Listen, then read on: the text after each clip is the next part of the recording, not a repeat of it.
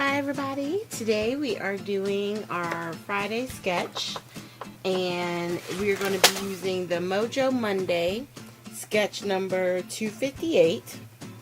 This from back in 2012.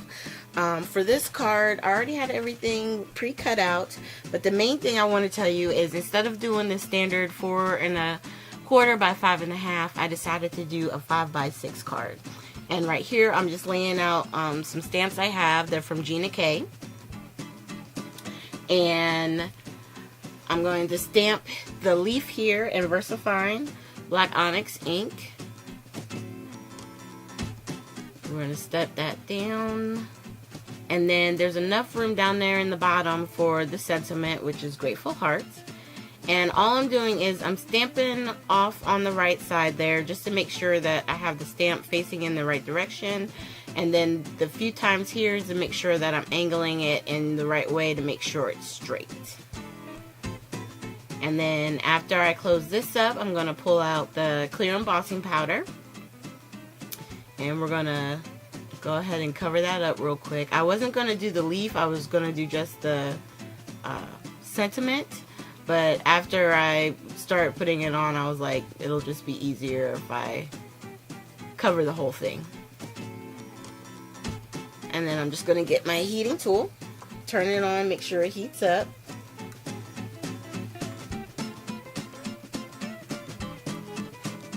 And I'm just trying to make sure I got most of the extra powder that was on the card off. And then finish heating up this one piece here real quick. And then we got a little bit of a shine, and it protects it from any type of smearing or anything like that. So right here what I was looking for is I have a brown like a craft color cardstock in a circle, and I couldn't find it. And then I looked over to the right and there it was. So I'm pulling that out. I'm gonna go ahead and put some of my tape runner on here and then tape it to my doily cut out. And then I decided to give a little dimension that I would put some of my phone tape on here. And I'm so sad because I'm getting closer and closer to the end. I already have an order put in with Scrapbooking with Me Boutique to get another roll. Whew, I need to stop using it so much until I get more in. But I can't help myself. Alright, so we're going to put the card together. I'm going to go ahead and tape this down. And what I did was, for the pattern paper, I made it 5 3/4 by 4 3/4. And then I just made the craft cardstock 1/8 of an inch bigger. And now, once I had that all planned out, I wanted to figure out where I was going to be putting our flag pieces that were on the sketch itself. And I'm just kind of laying it out, trying to make sure I have everything, you know, in the right spot, in the right sizes. That's why I made the card a little bit bigger, because I knew I was using this doily and that it was going to be, you know, a lot bigger than I normally would do the cards. So, and I didn't want to go 5 by 7. I could have, but I just, using a 6 by 6 paper pad, I just felt like it would be easier to make it 6 by 5. Alright, so we just cut the banner portion of our 1/2 inch pieces right there. And I'm just going to lay them down on my little scratch paper here and get them taped up. And then I try to straighten the card so that way I can line it up as straight as possible, using the grid paper to line it up. And that one I liked where it was, I just had to move it in a little bit more. And then I'm going to do the same thing with this piece, tape it up. Now this one I'm taping further to the end because there's more of it on the actual paper. And once I get it straight, I'm going to lay it down. And then I was going to move that one again, but I decided not to. I thought maybe I needed to redo how it was laying, but I decided against it. So I liked what I'm seeing, so I'm going to flip it over and just trim with my scissors.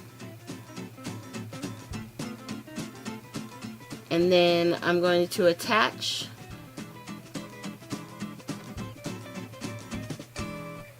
the circles that I have here. They go at the top left corner.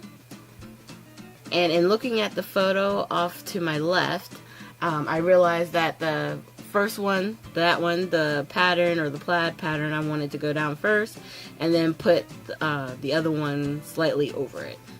And then we're going to turn it and cut them down. Making sure that the first one I put down, there's more of the circle shown than the second one. And then here's the cardstock. So I made it 6 by 10, and then I scored it at 5. And then I'm just going to put tape on the back of our piece here. And I wanted to get it attached before I put the focal piece on, only because it'll make it easier, you know, for attaching it. And just making sure it's even. And I kind of pointed to my little boo-boo there on my right hand. I wound up breaking a nail and I didn't have enough time to get it fixed. You know me, I keep it real. Life is what it is, right? There's my little piece left. Oh my god, I can't believe I'm so close to being done with this roll. Okay, so once I have the tape on the back of it, I'm just going to place it down.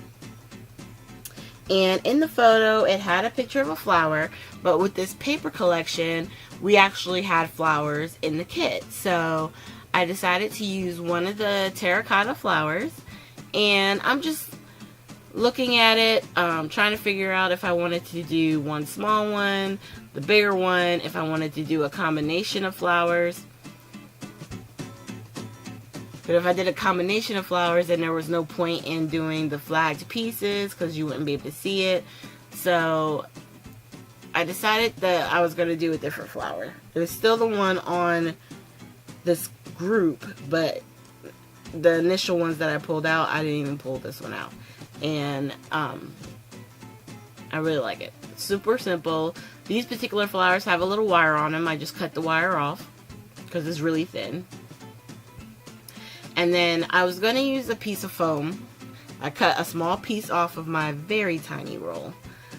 And I was going to put the flower down with that, which I could have, like a pop dot or something like that. But the problem is, and the thing that I don't like is it doesn't lay flat. So when I lift up the card, I can see the foam tape. And I don't like it. It may not bother you. If you put it down and you're like, perfect, good to go, you go with it. I just didn't like the way it was looking. It just didn't look like it was secure enough. You know what I mean? So I decided to grab my multi-medium mat by Ranger, and this is the one that I have that doesn't have the precision tip on it, so that way I can get more of the matte medium out. And I'm just trying to press and hold it. It doesn't take long for it to dry, but it's just important, you know, that you make sure before you start lifting it up and moving it around that it's setting, that it's, you know, holding in its place. So I decided that I wanted to put glitter on some of the accent pieces there, the banners, the circles up at the top, because the patterns, though they are different, their color tones are the same, and I should have thought about that and like lifted certain pieces up and, you know, try to do something to it to give it a little bit of dimension. But since I didn't do it that way, just putting a little bit of a shimmer on it, when you lift up the card, when you look at it, it'll give it a little bit of contrast so that way you can see it better. And then, of course, I couldn't help myself. I went around the flower, adding sparkle to that as well.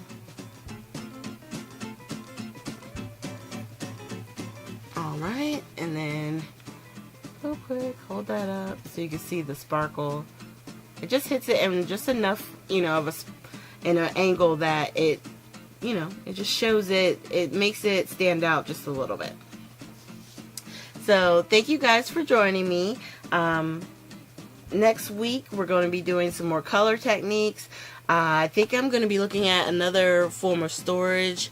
I'm not exactly sure which one it's going to be yet, if it's going to be embellishments or something else, but I'll have hopefully an organizational video, and then of course another sketch on Friday. So you guys have a great weekend.